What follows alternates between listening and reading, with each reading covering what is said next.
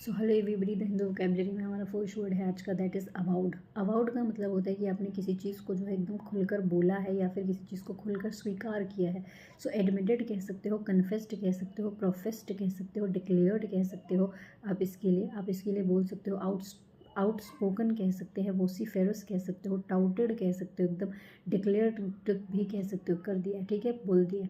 हमारा next word है आज का, दैट इज़ इंटरडिक्ट। किसी चीज़ को ऑफिशियली आपने बैन कर दिया है या फिर रोक दिया है किसी चीज़ को ऑफिशियली।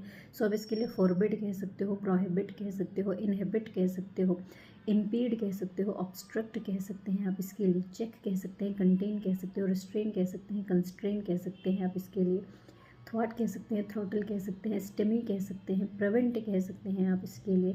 अब इसके लिए बोल सकते हैं एक तरीके से हैम्पर कह सकते हो, हिंडर कह सकते हो, हॉल्ट कह सकते हैं, कर्ब कह सकते हैं, कंट्रोल कह सकते हैं आप इसके लिए। आप इसके लिए एस्फिक्सिएट बोल सकते हैं। फिर आप इसके लिए बोल सकते हैं प्रोस्क्राइब कह सकते हैं, ब्लॉक कह सकते हो, बैन कह सकते हो, बार कह सकते हो, प्रोस्क्राइब कह सकते हो, ऑक्ल्यूड कह सकते हैं, फॉरस्टॉल कह सकते हैं, एनकम्बर कह सकते हो, प्रक्ल्यूड कह सकते हो, ऑब्विएट भी कह सकते हैं। फिर वो गला घोटने वाले वर्ड कह सकते हो, एस्फिक्सिएट तो मैंने बोल ही दिया है आपको, चोक कह सकते हो, स्ट्रैंगुलेट कह सकते हो, स्टिफल कह सकते हो, स्मोदर कह सकते हैं आप इसके लिए। हमारा नेक्स्ट वर्ड है आज का, दैट इज स्ट्रैंगलिंग। स्ट्रैंगलिंग जो है इसका लिटरल मीनिंग तो होता है किसी का दम घोट दिया, गला घोट के, है ना। और figurative meaning I have already told you in the word that is interdict. Okay, so smothering कह सकते हैं आप इसके लिए।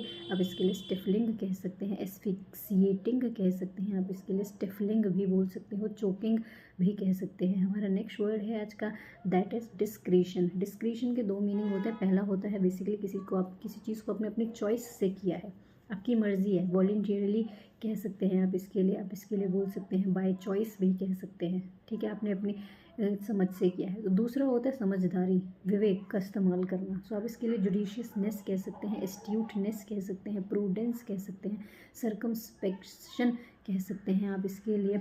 अब इसके लिए बोल सकते हैं एक तरीके से अलर्टनेस कह सकते हैं, इंटेलिजेंसी कह सकते हैं आप इसके लिए, वॉचफुलनेस कह सकते हैं, हीडफुलनेस कह सकते हैं आप इसके लिए, ठीक है जी। हमारा नेक्स्ट वर्ड है आज का, दैट इज़ सर्ज। सर्ज का मतलब होता है किसी चीज़ में बढ़ोतरी हो रही है। सो बेसिकली आप इसके लिए सोर कह सकते हैं, स्पाइक कह सकते हैं, हाइक कह सकते हैं, स्काई रॉकेट कह सकते हैं, स्नोबॉल कह सकते हैं आप इसके लिए, बर्जियन कह सकते हैं, प्रोलिफरेट कह सकते हो, बूम कह सकते हो, बलून कह सकते हो, मशरूम कह सकते हो, मल्टीप्लाई कह सकते हैं आप इसके लिए।